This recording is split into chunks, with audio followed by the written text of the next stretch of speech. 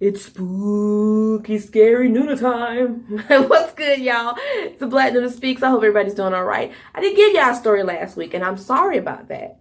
And it's the perfect ambiance, y'all. It's storming outside. And so I didn't tell y'all one last week, I'm going to tell y'all 3, okay? So one is a story my mom told me about what happened to her when she was a little girl. And she told me and my brothers this story. And we were just looking at her like, are you serious? Another one, it's a true story, but I put my own little twist on it. A lot of people have with this certain type of situation. So that's going to come up. And then there's another one. It's pretty tragic. It's really sad. It's a scary situation, but at the same time, it's such, oh man, it's sad. So let's get started. So this happened in the early, the early 70s. My bad. My mom, she was around like 11, 12 at the time. So they're riding through the country, coming back from their church, okay? So Georgia is a very deciduous state. If you don't know what that means, just heavily wooded areas, trees everywhere, like far as the eyes can see. Now, where they're from is just a vast area covered with trees. The unknowns of unknowns are lurking in the forest. You know, no one knows, haven't been like really far back in the woods. But my grandparents always said that there's things that live in the woods that don't mess with people. But when people see those things, they have a tendency to just kill them. The things that live in the woods, they don't want to be bothered. They're just doing their own thing. And for me, from my knowledge, if something is in an area that's just sealed off or no one goes there, I'm not going. They want to be left alone, you are left alone. So my mother was telling me they were coming from church one Sunday, and she saw something in the woods that she said that she will never forget. There was a face of a man, and he had hair wool, and his face is just glowed, but its body was that of a horse. When my mom told me the story, I'm like, you've got to be kidding me. But the look on her face, there was no lies. She wasn't scared. She's just never seen anything like that in her life. And when she seen it, it went right back into the woods. When they got home, she told, my grandparents, her parents, of course, what happened.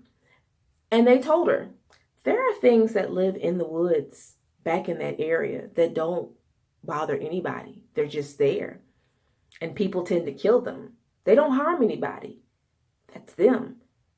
And my mom was confused, but she understood. She was like, maybe that person was a sign of luck because their face was glowing. Either way, when she told me about y'all, it tripped me out. And I'm just like, what's really lurking in the woods? The time, 11:05 p.m.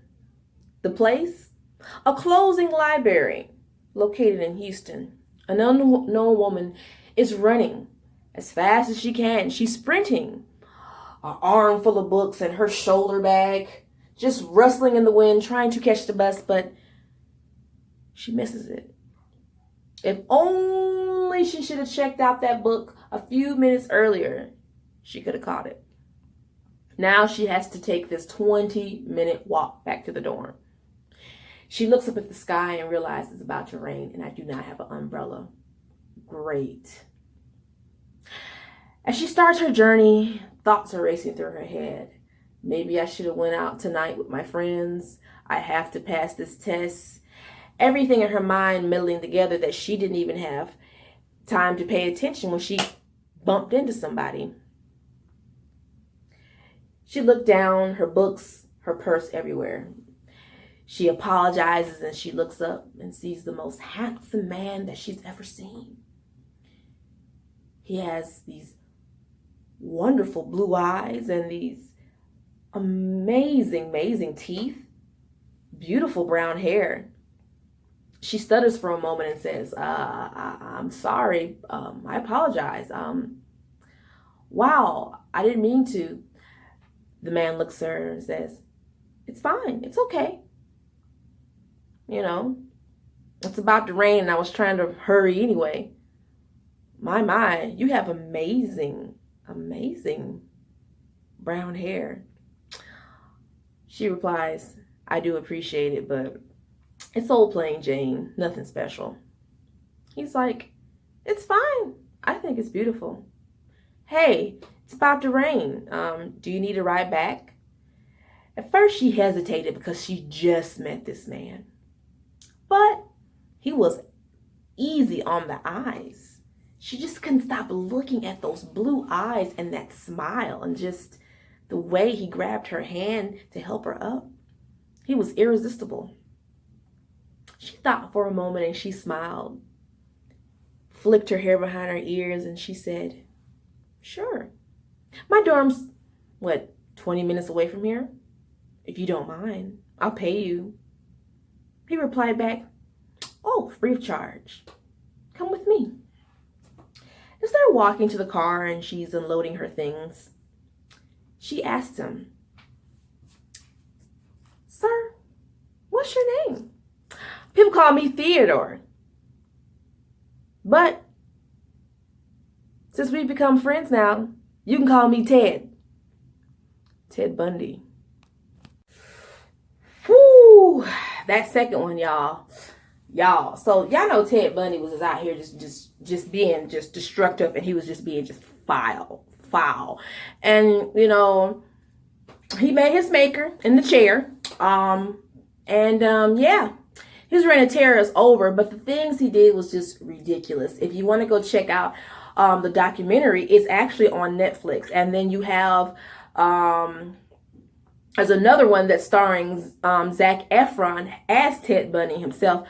Girl, even to this day, this man admitted, taking the lives of more women and don't even know where those bodies are at. He took this to the grave with him. So y'all ladies, y'all be careful out there because it's a mess. Now, this last story I'm about to tell y'all is sad and it's scary itself because the elements are something. Mother Nature is something else.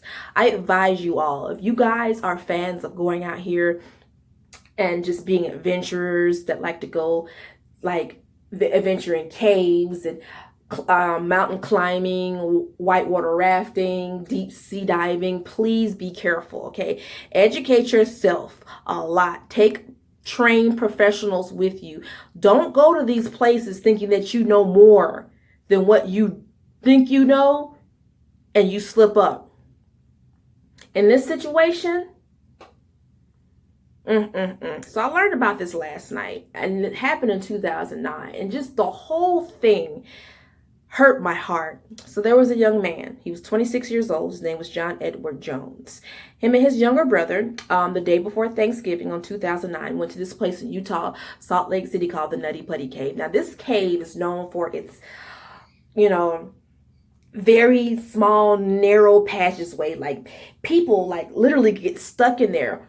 I think there was 2 kids that got stuck down there, but because of their small stature, they were able to be, rescued. This young man, he was married, he was a medical student, he had a young daughter, and he had a baby on the way. So I guess, he asked his wife, let's I want to go down there. I gotta go see, because basically they want to discover a new part of the cave called the birth canal. And it's a very, very narrow, passageway, but he thought he could make it. Now, this dude got a frame. He's 6 something and 200, pounds. The dude is solid. He underestimated how narrow it was. And when he went in head first, and he was upside down, feet up. Y'all, it is the saddest thing ever. This man was stuck in that position for close to 27 to 28 hours. there was a team of people trying to get him out. They were doing everything possible. If they would have broke this man's legs, he could have passed away of shock or sepsis. They were doing everything they could just to pull him. The pulley lever system broke. And unfortunately, that caused more dirt just to fall on him. Now, if you're trying to figure out what I'm saying, I'm going to show you the picture, the diagram of how he was stuck in the ground.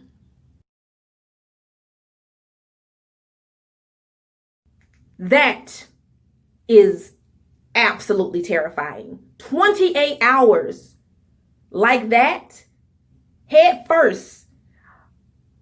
I can't even imagine this young man's pain. This man was suffering. No one deserves to die like that, man. And I just felt for him. And the way he was upside down, all the fluid was just coming to his lungs, man. They were traveling to his lungs, and oh man, and it was just sad. Like, he was having panic attacks.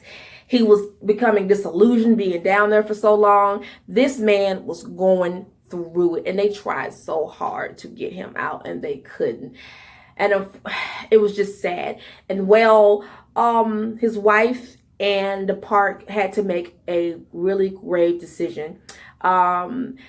There was just no way to go down there and just get him, because if they did, it would risk more people dying because it was so narrow. They had no choice but to leave his body down there and seal off the cave, and they closed it. And this was in 2009, his final resting place. No one deserves to pass away like that. And I just pray for peace for his family. I pray for peace for him, because knowing that his spirit is still in there itself, I'm just like, oh my God, like, he's just still in there. And I'm like, who wants to just pass away in darkness like that, not being around your friends and your family? And it's just sad. I want that man's soul to be finally released and free. And I just pray for his family. Y'all pray for that man. And even though it's 2009, it's just still sad. It's still tragic. And y'all, please, if you're doing any adventuring, you got to be careful. You have to be careful, man, because you don't know how the elements will work against you. Just please be safe out there.